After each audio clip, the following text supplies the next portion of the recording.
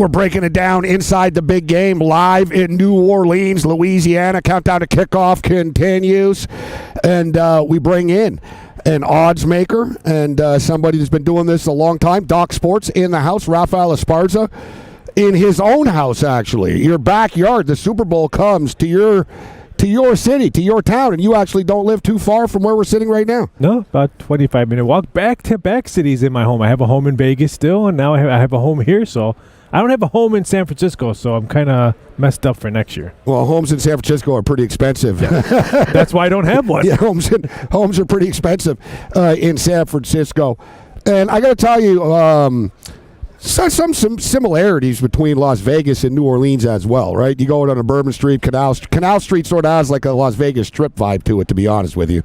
The only thing that's different, Vegas never closes. 24 hours. Here, things close. So that's the only big difference. Still a big drinking town, kind of gambling town, but Vegas, 365 here, closes around midnight, 1 o'clock. And there is a casino right down the street from here, right near the stadium. The Caesars establishment, the sports book.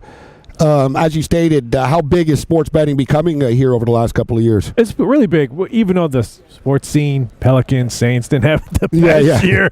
But they're excited for LSU baseball to come around the corner. But it's big here, especially before they had to drive down to Mississippi before it was here. So now that Louisiana has it, there's a couple of casinos. I think there's one 45-minute drive. Yeah, because this is pretty new. It's pretty cool. I mean, you're walking down the street in downtown New Orleans, and you got a Caesars sports book. That's pretty cool. They're adding another building right next to it, which I heard they're going to have a bigger sports book there because the sports book's kind of small. Oh, it's just sort of it's just a token. Yeah. They're going to build a real one. I don't know about a Vegas real one, but a better one. All right, so speaking of bets, last week, you know what I mean? I told people that somebody asked me earlier in the day. I was a guest on a show, and they said, what are the value bets for props? And I said, well, really at this point, it's like buying a Christmas gift on December 24th.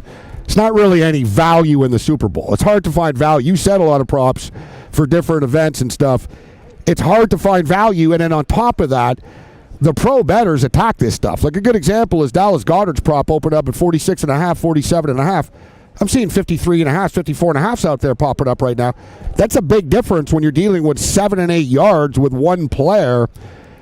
It seems like the numbers got attacked really early this year. Yeah, it's weird because normally they attack it now, the last week before the Super Bowl. This year, the Sharps, they pounded it right when they opened up. Yeah, Sunday and Monday. Yeah, all the Travis Kelce prop bets boosted up right away, normally where people were waiting. Now, Barkley, his numbers got all bet down. Now they're creeping back up, so I think the public knows the last name of Barkley, and now they want to bet the over. And the public really hasn't started to bet this game yet. No. Right? I mean, the public is still betting. They're betting through the week to build their bankroll to get money to bet on this game. But you mentioned Saquon Barkley. He's going to be a public play, and it sounds scary when you see 112 yards, which is almost unheard of.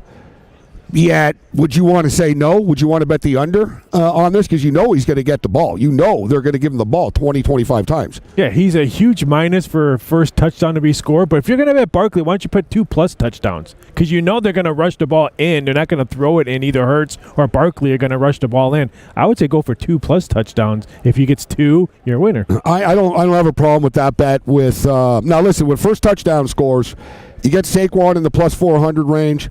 Then you get Jalen. What stands out to me about this is normally the favorite, their players will have the shorter odds to score the first touchdown of the game. And you see the Kansas City Chiefs, you're getting plus 750, plus 800 range with Travis Kelce, which I don't think he's going to score the first touchdown. No. But Kareem Hunt, plus 800. That's pretty wild that you're getting the running back of the team that's favored at plus 800. Like, people ask me about value, Raphael. I'm looking at that Xavier Worthy 10-1, Kareem Hunt 9-1, 8-1 to score the first touchdown of the game. And if you want to take an Eagle, all right, you get plus 450 or whatever with Saquon Barkley. Or A.J. Brown at 10-1. Yeah, and that's another big number for him. That's a big number for A.J. Brown. Now, it should be noted, Jalen Hurts got the first touchdown of the game when they played a couple of years ago. And I remember this because I actually gave people the prop that Philadelphia would score first, but Kansas City would win the football game. Oh, so what are you saying now then? You got it right one time. What are you saying now? Yeah, now I know I've got to get it done again. I almost want to go with Kansas City scores first and Philadelphia wins the football game. I think defense is going to be really key in this game. I think it's going to be a low-scoring game. I'm waiting for the total to go up to 50. I might take a really. So I was going to ask you about that too, because the term sharp and all this, whatever, right? But we saw last week, like Jimmy Vaccaro was posting a couple of picks from South Point, $50,000 wagers on the under. There were a couple other spots, maybe $105K or whatever on the under. The initial bigger bets that came in on this football game have been on the under, and in fact, I'm seeing 48.5s popping up at most sports books right now. 48.5, and it was 49.5. That's why I'm glad today's Monday. Maybe Joe Public will move that one back up to 49.5. I'm waiting to see if I can get 50. I personally like the over this game. So one of us is cashing then. Yeah, but look, last time it was 38-35. Yep. We don't have to get 70. We don't have to get 70 plus around this time. But I get that both the defenses are good. But what makes you like the under so much? Because to me, the odds makers have been getting beat with these totals all through the playoffs, right? With the argument that the Rams defense is good, the Eagles defense is good. That game went over the number. The Lions-Commanders game sailed over the number. The Commanders-Eagles game sailed over the number. The Buffalo Bills and the Kansas City Chiefs have now played 8 times over the last 4 years. 6 times they've scored 51 or more points. Yet people were saying all week, I don't know, they're gonna, it's not gonna be points. Buffalo and Baltimore went over. Yeah. Like pretty much the first wild card weekend was 5-1 to the under. Since then, man, it's pretty much every game's gone over. Yeah. I just think the Eagles defense, and I think if you're Philly, you want to beat the champ. You let the champ Mahomes watch the game. Don't put him on the field. And if you're Kansas City, we've seen it all year long. Dunk passes, slam passes. They're not really home run team passes. I think they're going to try to keep the Eagles' run game off the field. I just think it's going to be a low-scoring game. I'm like the majority. I like the under. You know what? I like the over, and I'm hoping. I don't think it's going to get to 48. It's at 48.5 right now.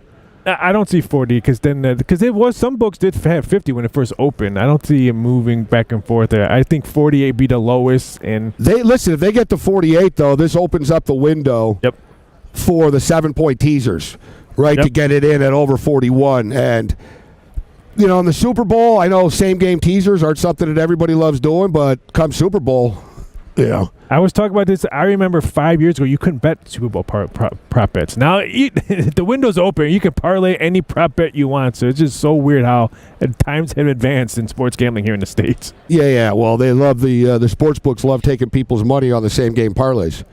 You said that, not me. They put together like these 12 leg, 12 player this and that. Super bonuses on those 12 leg parlays. Yeah, that's what everyone's going to attack. So on the other side, I'll ask you what props are being the most bet, what props you like. Obviously, there's a lot of there's going to be a lot of Travis Kelce bets, and I noticed the sports books too. They're trying to just parasite off of Taylor Swift's name. Right, like the Taylor Swift props. When they're not really Taylor Swift props, like they're football game props, right? I guess like in the offshore world, they can get into, I don't know. You could say how many drinks is Taylor Swift going to drink? Because she seems to crush the alcohol up there pretty good. Number seen 6.5 for the game. What is it? Total seen on TV 6.5 for Taylor Swift. 6.5 appearances. Yep. That they'll show her. Yep. I would bet the under. Man, you can't go against the Swifties. I don't know where I read it or popped up or even if it matters or whatnot, but I read somewhere that they are planning on giving her a minute of coverage during the game. So like you add up like 6 seconds there, 10 seconds, you know what I mean? They're planning on 1 minute of her.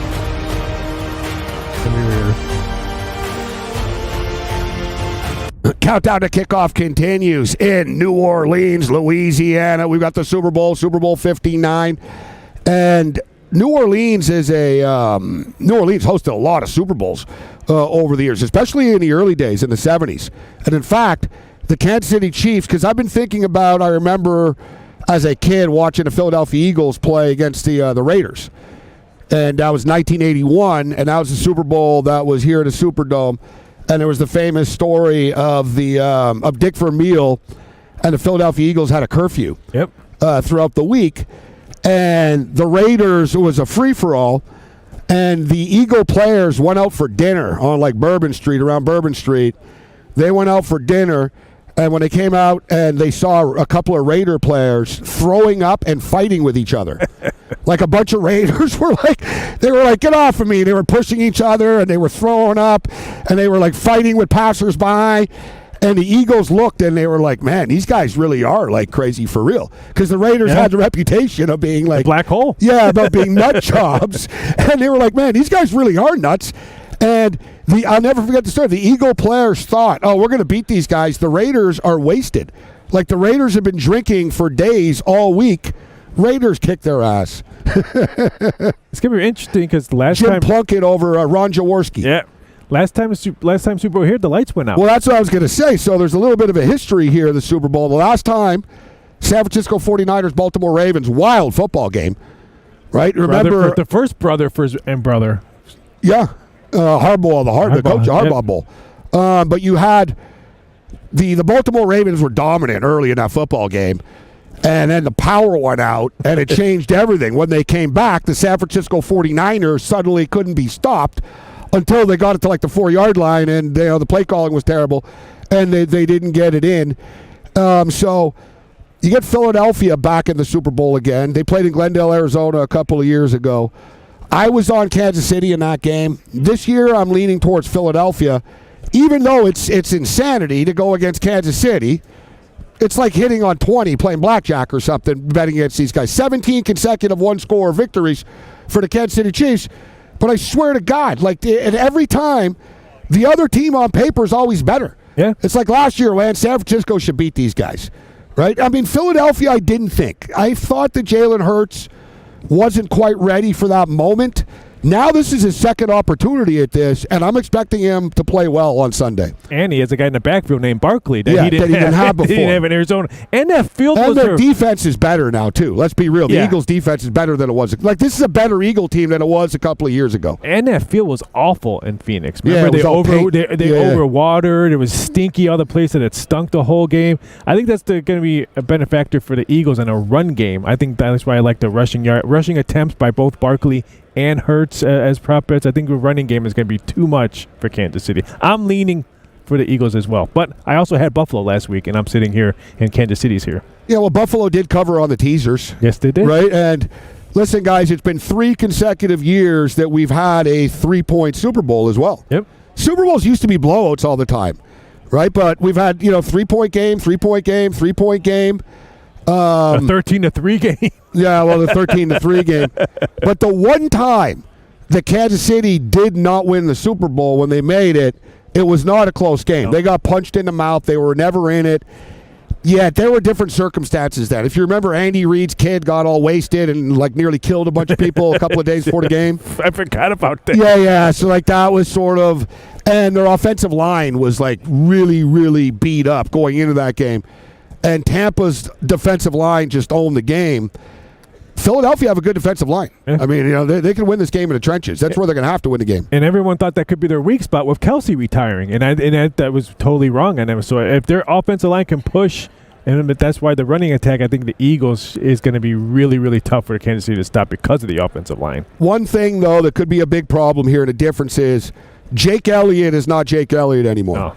Right? He's not the same kicker that he used to be. And Justin Tucker is now he's at a massage parlor somewhere, and he's not the top kicker in the league anymore, right? He's slipped a little bit over the past couple. Like Harrison Butker's the best kicker in the league. Yeah, I mean he is, and he's just so freaking clutch. Like he doesn't miss. Like you keep on waiting for him to miss, he doesn't. I thought he was going to have a down season because remember all the controversy all summer long that's what I'm saying. For his comments he made. No, if there's no justice or karma in this world, right? I figured it would catch up to him. Yep. It'll catch up to him someday, but it hasn't yet. He just keeps winning. It's like Charlie Sheen before. It caught up to Tucker, and now he's the best kicker, so maybe he's going to be around for a while, but I thought he was going to have a down season for it. But in a really close game, we just talked about the last 3 Super Bowls have been 3-point games. So you're talking about the field goal kicking. It could be a difference maker. But at the same point in time, it's almost, I don't know if to say it's an advantage for Philadelphia, but they'll just go for it. Right? And it's a dangerous, it's tough to play a team when the other team goes for it a lot. And I know KC's not shy to go for it, but Philadelphia is super aggressive on fourth down because they can't be stopped with this brotherly shove stuff. I kind of was looking towards Kansas City's total kicking points 6.5, just because I don't think they're going to leave points on the field. This is not the Lions playing the Super Bowl. No, Reed will take the 3 and move on. Yeah, I think Reed will take. That's why I like total kicking points 6.5. What about over under fourth down conversions made in the football game? Probably under, because I think Kansas City's going to go for the 3. I think both teams are going to get the 3 points. Really, eh? I think Philadelphia, man. Look, we saw Philadelphia and Washington. These guys went for it 5 times in the first quarter. But because they couldn't stop Daniels, that's why. I know. Daniels is another breed. All right, so your prediction, it's early in the week right now, so it could potentially change, but you like Philadelphia and the under. Yeah, I like Philly and the under. All right, Philadelphia. But I also had and Buffalo. Yeah, don't bring up Buffalo anymore. I'm still, one of these years, man, I'd love to see the Buffalo Bills in the Super Bowl. I really thought that this was going to be the year. I agree. For them. They just weren't themselves. They had it. They didn't knock out the champs. They did not KO the champs. They let them in. Yeah, you know what? They traded punches with the champ. You're right. And you know what the problem was, too? They let KC land the first couple of shots. Yep. Like, Buffalo were somehow flat. How are you flat in the AFC Conference Championship game? Against Mahomes. I don't understand it. They were flat coming out of the game. Raphael Esparza, Doc Sports, in the house. Good to see you, Raphael. Thanks for joining us.